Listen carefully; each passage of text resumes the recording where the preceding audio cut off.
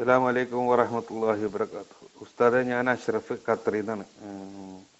പിന്നെ എനിക്കൊരു സംശയം ചോദിക്കാനുണ്ടായിരുന്നു. അതെന്താ വെച്ചാൽ, ഈ ആത്മഹത്യ ചെയ്ത ആൾക്കുള്ള ദിക്ർ ഹൽക്ക, ദുആ മജ്ലിസ്, അതേപോലെ മറ്റ് കർമ്മങ്ങൾ അതിലൊക്കെ പങ്കെടുക്കുന്നതും അല്ലെങ്കിൽ അതൊക്കെ ചെയ്യുന്നതിൻ്റെ അല്ലെങ്കിൽ ഇസ്ലാമിക കാഴ്ചപ്പാട് എന്താന്നുള്ളത് ഒന്ന് പറഞ്ഞു തന്നാൽ വളരെ ഇൻഷാ അല്ലാഹ് അള്ളാഹു ഖൈറിലും ബർക്കത്തിലും ആക്കി തരട്ടെ. ആമീൻ യാ റബ്ബൽ ആലമീൻ.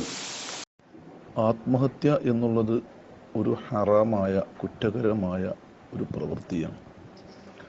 മറ്റുള്ളവരെ കൊല്ലുക എന്നുള്ളത് പോലെ തന്നെ അവനവൻ്റെ ശരീരത്തെ കൊല്ലുക എന്നുള്ളതും മഹാപാപമാണ്. പക്ഷെ മഹാപാപം ചെയ്തു എന്നുള്ളത് കൊണ്ട് ഒരാൾ കാഫിറാകുന്നില്ല. അള്ളാഹു തആല നിഷിദ്ധമാക്കിയ വ്യക്തമായും ഹറാമായൊരു സംഗതിയെ ഹലാലാണെന്ന് വിശ്വസിച്ചുകൊണ്ട് ചെയ്യുമ്പോൾ മാത്രമേ അവൻ ഇസ്ലാമിൽ നിന്ന് പുറത്തു പോകുന്ന മുർത്തദ്ദാകുന്ന കാരണങ്ങൾ വരും. ചുരുക്കത്തിൽ ആ വിധമൊന്നുമല്ലാതെ ഒരാൾ വ്യഭിചാരം ചെയ്തു, ഒരാൾ കൊലപാതകം ചെയ്തു, ഇതുകൊണ്ടൊന്നും അയാൾ പ്രവൃത്തി കൊണ്ട് മാത്രം കാഫിറാകുന്ന പ്രശ്നമേ ഇല്ല. ചുരുക്കത്തിൽ ആത്മഹത്യ ചെയ്താലും അതുകൊണ്ട് കാഫിറായിട്ടില്ല, അവൻ മുസ്ലിം തന്നെയാണ്, മുഅ്മിനാണ്.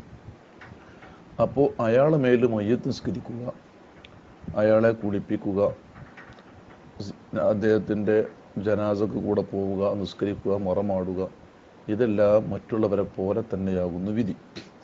അയാൾക്ക് വേണ്ടി ഖുർആൻ ഓതുക, അയാൾക്ക് വേണ്ടിയുള്ള ദിക്ർ മജ്ലിസിൽ പങ്കെടുക്കുക, ഇത്യാദി കാര്യങ്ങളെല്ലാം നമുക്ക് മറ്റുള്ളവരെ പോലെ തന്നെ അനുവദനീയമാണ് എന്ന് വേണ്ട.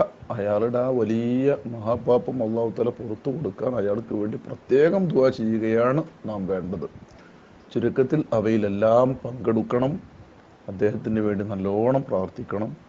ആ പാപമായാലും മറ്റു പാപങ്ങളായാലും നമ്മിൽ നിന്നും കുടുംബങ്ങളിൽ നിന്നും മരണപ്പെട്ടു പോയവരിൽ നിന്നും എന്തെല്ലാം പാപങ്ങൾ സംഭവിച്ചോ അതെല്ലാം റഹ്മാനായ റബ്ബ് അവൻ്റെ മന്ന്, കറമ്, ഫള്, ജൂദ് കൊണ്ട് പൂർണ്ണമായും മഗ്ഫിറത്ത് നൽകി അവർക്കും നമുക്കും അല്ലാഹു തആല റഹ്മത്ത് നൽകി രക്ഷ നൽകി അനുഗ്രഹിക്കുമാറാവട്ടെ. ആമീൻ. അസ്സലാമു അലൈക്കും.